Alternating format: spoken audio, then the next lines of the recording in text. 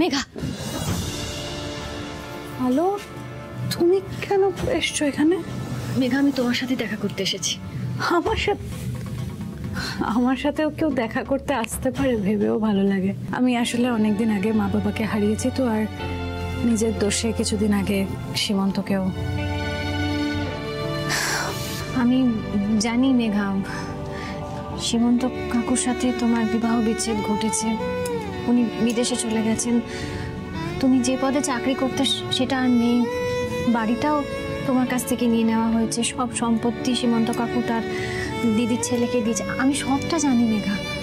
সবটা জেনে এখানে আমার কাটা গায়ে নুনের ছিটে দিতে এলো? না মেঘা, তুমি তুমি আসলে আমাকে তো ভালো করে চেনো না, তাই এই কথাগুলো বলছো। মেঘা, আজ তোমার জন্য, তুমি সত্যি কথা বললে সেদিন আদালতে, সবটা বললে তো সত্যি কথাগুলো, তার জন্য কিন্তু আমি আজকে অগ্নিদেবকে বাড়ি ফিরিয়ে নিয়ে যেতে পেরেছি। তুমি সত্যিটা না বললে সেটা সম্ভব হতো না। দেখো মেঘা,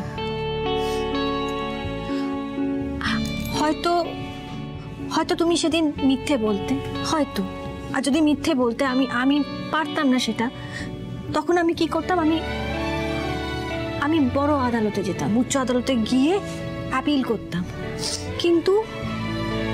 কিন্তু আমি ঠিক অগ্নিদেবকে বাড়ি ফিরিয়ে আনতাম।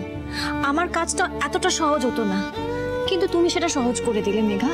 তুমি সত্যিটা বলে, সবার সামনে সত্যিটা স্বীকার করে আমার কাজটা আরো সহজ করে দিলে। আমি তোমার কাছে চিরকৃতজ্ঞ। ঠিক আছে, এসব তো হয়ে গেছে। আমার খুব ভালো লাগলো আলো, তুমি এলে আমার সাথে দেখা করতে। এখন আমি আসি। হ্যাঁ, আমার আসলে অনেকগুলো কাজ আছে তো, অনেক। হ্যাঁ, তুমি কোথায় যাবে? কোথায় জানি না কোথায় যাব, কোনো লেডিস হোস্টেল ভাবছি দেখতে হবে। না, তুমি কেন লেডিস হোস্টেলে কেন থাকবে? না, তুমি থাকবে না। আরে আমার থাকার আর কোনো জায়গা নেই, আমাকে নতুন করে কাজ খুঁজতে হবে। আর কিছু না কিছু পেয়ে যাবো আর থেকে নেবো। মেঘা, তুমি আমার সাথে আমাদের বাড়িতে যাবে, আমাদের বাড়ির সবার সাথে তুমি থাকবে। আলো, তোমার মাথাটা কি একদম খারাপ হয়ে গেল? মানে আমি বুঝতে পারছি না কি বলছো তুমি। মাথা খারাপ কেন হবে? আমার মাথা খারাপ হয়নি। আমি বাড়ির সবাইকে বুঝিয়ে বলবো তুমি আমাদের বাড়িতে গিয়ে থাকবে। না আলো, এটা হয় না কখনোই। তোমার বাড়ি, আর আমি কেনই বা তোমাদের বাড়িতে তোমাদের সাথে গিয়ে থাকতে যাব? আমি চিরকৃতজ্ঞ তোমার কাছে। ধরে নাও না, তুমি আমার জন্য যেটা করেছো, আমি তার ঋণ শোধ করছি। দেখো মেঘা, আজ অগ্নিদেব বাড়ি ফিরে এসেছে এত কম সময়ের মধ্যে। সেটা সম্ভব হয়েছে শুধু তোমার জন্য। হয়তো আমরা কোনদিনও ভালো বন্ধু হতে পারবো না, কিন্তু শুভাকাঙ্ক্ষী তো হয়ে থাকতে পারি তোমার। চিরটাকাল সেটা হয়ে থাকবো, যেমন তুমি আমার শুভাকাঙ্ক্ষী হয়ে আমার পাশে দাঁড়ালে।